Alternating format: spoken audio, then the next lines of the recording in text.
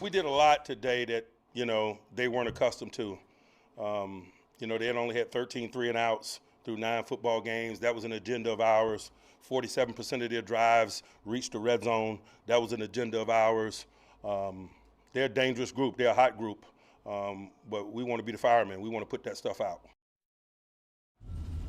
They extinguished it, okay? The Steelers locked down Jayden Daniels and the Commanders. Daniels posted season lows, as you see there, in completion percentage, yards per attempt, rushing yards, and first down percentage. So, Marcus, how did the Steelers contain Daniels and this Commanders offense that has absolutely been on fire, as Mike Tomlin referenced? Yeah, but that third graphic, the 5 yards rushing, they were not going to allow Jayden Daniels to make critical plays with his legs. And you saw a concerted effort with their D-line, especially Cam Hayward on the interior. At times, they would send Patrick Queen.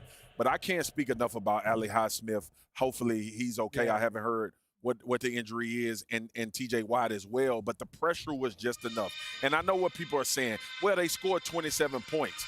We could get to the part when I told you, RC, this is, to me, Jayden Daniels' best game, because he was under a lot of duress and was able to play on time, but they did a phenomenal job of just keeping him condensed. And a lot of times you got to decide. Dan asked us a question last week about what do you do in the Lamar Jackson situation. You have to pick something and live with some man-to-man on the back end. But that defensive line absolutely affected this game.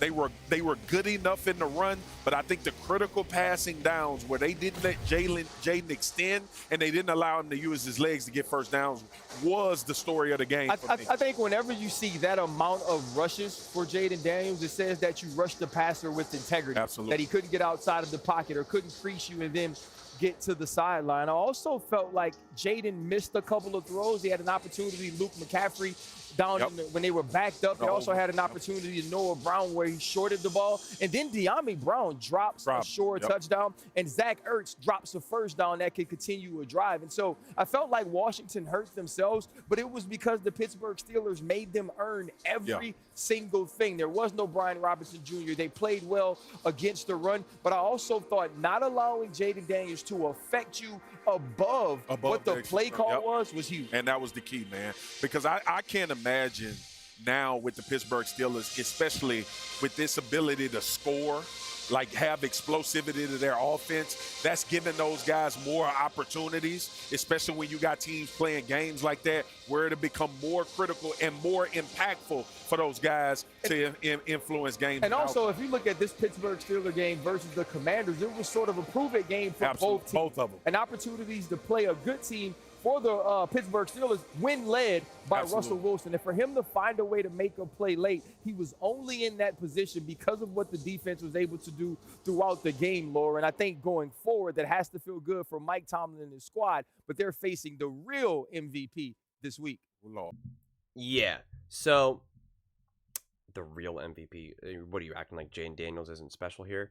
Okay, let's talk about this, because this is what I had tried to say going into this game, right? And you could hear just what Mike Tomlin said. He had all the numbers, and he goes, this is what we wanted to do to Jayden Daniels and this Washington Commanders offense. We wanted to keep them out of the red zone. We wanted to disrupt them on third down, all that type of stuff. And that's a difference between a great defensive head coach who knows how to attack an offense, who knows how to attack a quarterback, who knows how to make a rookie quarterback uncomfortable. And we can see worst. Like, this is what I said. And some people came back and said, oh yeah, well, what about the Cleveland Browns coordinator, right? He's supposed to have this great record against rookie quarterbacks. How did that work out for him? And I get it. I get that, but it's different. It's just different when, one, you're the head coach, and two, you have the better team and the offense to complement that defense. So now, if you have a better offense, your defense is also going to be better for various reasons, but just for the sheer fact that you're also not going to be as tired and have longer sustained offensive drives. So that alone is just going to keep you fresher and being able to make you more opportunistic. So I don't think that there's any too strong takeaways from this in terms of evaluating Jayden Daniels in terms of the negative, because I think despite all of this, right, that's what I think is so impressive. Everything was his worst, right? His worst completion percentage, worst yards per attempt, worst rushing yards. And you know what's so funny? That looks like so bad. 5.9 yards per attempt is so worse, yet we see Patrick Mahomes having those numbers in the 5s and 6s and 4s like all the time, and yet it's not like devastating, right? Like that's just sometimes how quarterback play is indeed played. But even if we now just look at PFF rankings, Jayden Daniels was still the number 12 best quarterback, right? I mean, he was still beating out Brock. And again, these are not perfect examples by any stretch of the imagination, but better than Brock Purdy, Drake May, Aaron Rodgers, Kirk Cousins, Sam Darnold, Baker Mayfield, Patrick Mahomes, CJ Stroud, Jared Goff, Caleb Williams, right? So his career worst in many categories still puts him up there, still led him to have a pretty good game, quite frankly. And even if we just now did it through passing, so now we're taking away his legs and just looking at it from a passing rankings, he was top 10. So I think that really says a lot. And again, what gets lost in just those pure cold stats and rankings is really also what happened situationally, the type of balls that Jayden Daniels was throwing. And my goodness, he threw some insanely perfect, beautiful balls. And the fact that he consistently kept his composure, even though he was uncomfortable, right? Those are two different things. Even though he was made to feel uncomfortable throughout the entire game, he was confident. He kept his composure, and he consistently made the right play. Even if it didn't go out, even if it didn't go as planned, even if it wasn't a perfect throw, it was still the right play, the right throw at the right time. And that is wildly impressive. Wildly, wildly, wildly impressive to not only have these numbers to where you're obviously not doing as great as you would like, and he feels it. He's not dumb. He knows. He's a very smart person. He can sense it. But then also still have now the Steelers offense putting up points. That just now in turn puts the pressure right back on Jayden Daniels and the Washington Commanders even more. It puts even more pressure, more stress, more angst on them. And the fact that they were able to overcome that, again, I know they weren't able to come away with the win, but they still overcame it. They still overcame that adversity and, quite frankly, succeeded with flying colors. That's why I think Marcus Spears was like, this was his best game. I think that's what he said. And I don't know if we're going to say it's his best game, but it was his most resilient game and his game that you learn more, right? You learn more about a game like this than him blowing out the Browns or the Cardinals. You just do. Because there's backup quarterbacks who can blow out bad teams or who can just blow out a team in general, not even bad teams. I don't want to say that the Cardinals are necessarily bad, but just so. We see backup quarterbacks do that. What do we see about bad quarterbacks? Even just lower level starting quarterbacks? They crumble in this moment. When you see worst, the score is like 33 to 6, 36 to 12 with 4 field goals. That's not what we saw here.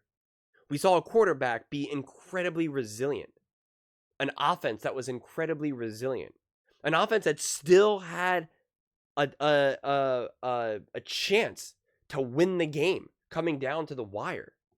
That's impressive. When you can not be at your best, but still find a way to put your team in a position to win. I mean, what is everyone praising Patrick Mahomes for and the Kansas City Chiefs for this year? That's exactly what they keep saying. Oh, his numbers aren't that good. Yeah, they're not playing that great. But Patrick Mahomes puts his team in a position to win, and that's amazing. He does what he needs to do when it matters most. That's what we're seeing with Jayden Daniels as a rookie. That's what we're seeing with this Washington Commanders team. And it's just been wildly, wildly impressive. And even in losses, continues to just prove to be a truly special player. But those are just my thoughts.